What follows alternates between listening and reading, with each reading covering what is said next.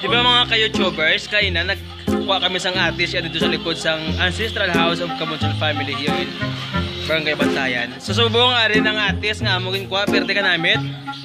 Daw condensed milk ang iyaya nga. Hamot, lagod-lag ko siya, muna sa. Kanamit ka unon. Nangapod ka muna eh. Namit. Kaya ang atis, tanan. Ang ates, pampakinis ng kutes. Pwerte ka namit. Silawin nyo lang. Anong mambal mo sa nagatag? Damo kayong salamat kay Katilaw kami sa ates nga manamit. Ang naghatag sa amon sang atis, ito yan nagalagari iya sang kahoy. Siya isa ka mabuot nga tumandok sang barangay Bantayan. Tumandok minuro. Sa mga followers mo sa YouTube, baka hindi niya maintindihan yung Ilonggo.